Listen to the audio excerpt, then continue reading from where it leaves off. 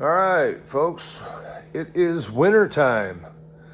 So we are going to talk about a very fun time actually, because it helps us narrow down where we can expect to find some fish. And that is rising water levels. Here in California, we have a lot of reservoirs. Matter of fact, the majority of the state's watershed is reservoirs. So the levels can fluctuate a lot up and down. Fortunately, or unfortunately, the lakes have been way down. Fortunately, we're getting a pretty good amount of rain, and hopefully it continues throughout the year because, Shasta, Oroville down a few hundred feet. It'd be nice to see everything fill up, or at least get close to full anyway. Much better than last year. But anyway, rising water brings some new challenges to catching bass. And first of all, where do we look? Well, you can continue fishing where you've been fishing. If that's a little deeper, you'll still find fish there. Personally, I find it much funner to chase those fish that are moving up shallow. You got fresh grass, debris, wood, stuff that's being flooded by the rising water. What this also does is brings new opportunities for forage for the fish. The bait fish like it, the crawdads like it. So these fish will get up shallow.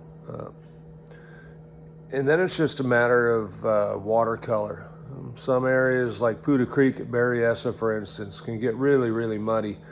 Oroville, Shasta, if you run back up in the river arms, further back you go, obviously, most likely the muddier it's going to get. And usually out in the main body, you can find water that's somewhere in between.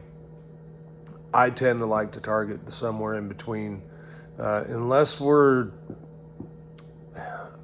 around warm, sunny days where it's really going to warm that water up faster, I prefer not to be in the mud. Anyway, so how do we go about catching these fish? Well, reaction becomes a player again, and maybe at a time where reaction really wasn't a player. Those fish, like I said, they move up shallow, they're up there to feed. If you got some good cover, like lay down trees, some of that stuff, which in our reservoirs, I don't see that happening right now just because of the fact the water's down so low. But if you do, the fish will move into it and they'll hang in it. So that's a little different situation. You can pick it apart with a jig, or my preferred is like a X-Zone adrenaline craw or a Strike King rage bug. And then you just pick the color based on the watercolor. I tend to like blue craw type colors or a falcon craw type of color this time of year. Now, some of the baits we can attack the shallower water with can be a lot of fun. I think most of us prefer to chunk and wind if we can and catch fish, and especially bigger fish. So one of those choices would be the Chatterbait. And in my other video, we talked about this, the Z-Man Elite Chatterbait. Really cool bait because you can change the skirts out in about 30 seconds from one color to the next. So get yourself a couple different ones with different blade colors, different head colors. So maybe a bait fish color, and then maybe two crawdad colors. Brain fart there. With a different color blade, perhaps. Trailers can vary. I want something that's going to be moving some water, especially when it's a little dirtier. So something like a craw with kicking claws, that type of thing.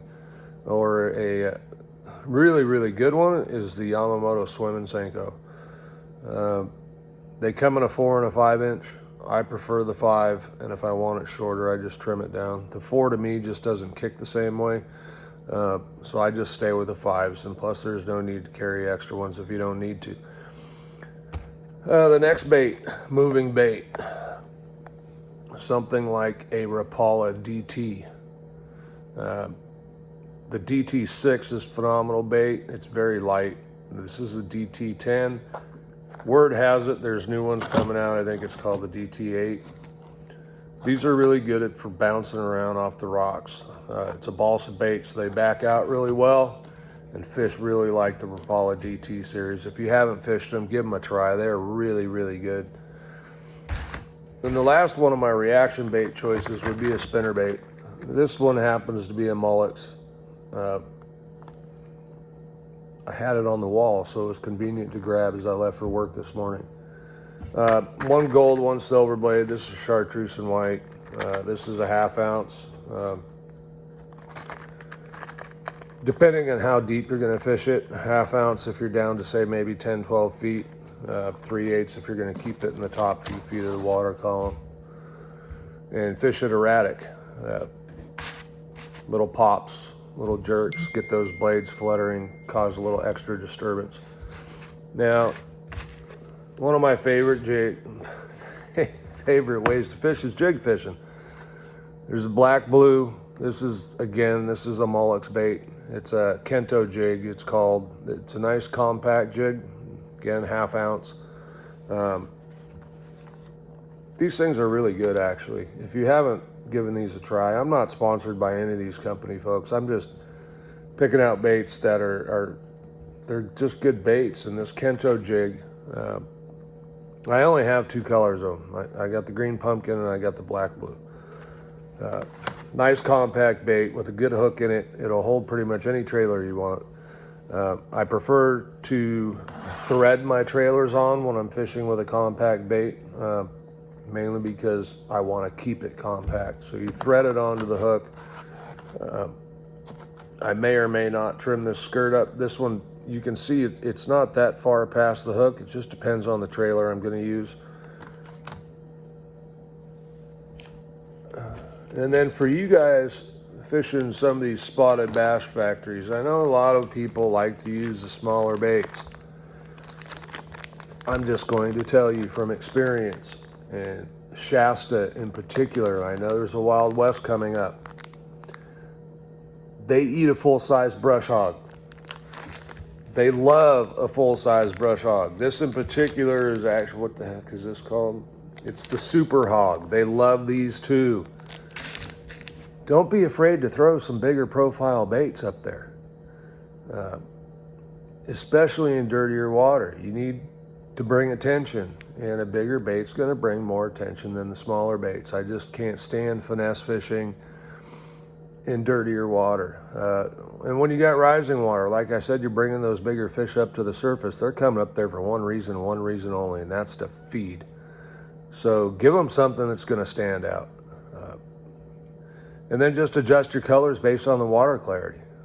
Black, blue, black, red, straight black. The spinner baits, you can cover a lot of water. You got to slow roll them. You can try Colorado also. I found the double willow works just fine in California. It doesn't get that cold most of the time. I mean, mid 40s water temperature. And maybe the Florida strains, this isn't going to apply, but northern strains and spots and smallmouth, all these baits are going to apply. And I can't tell you enough about this bait. Now through spring, and actually year round, but now through spring, this bait and this color will definitely be a player. Here, let me tell you what that is. It's called Demon. And if you see any of Mike Iaconelli's stuff, Ike goes Ike over this stuff. So anyway, that's my tip for fishing rising water. Get out there, be safe, dress warm. It's still cold, and you can get hypothermia. So let's keep the days good, dress warm, dress appropriately. Go out there and catch some fish and have a good time. Please like and subscribe. We build this channel up, and I'm going to start doing some more things. I'll actually get another camera, and we'll do some on the water stuff too. I've got a lot of experience fishing in Northern California, over 40 years experience, stuff I'm willing to share, and who knows, depending on followers, maybe I'll share some of the stuff I'm not willing to share. Anyway, have a great day. Thanks for watching.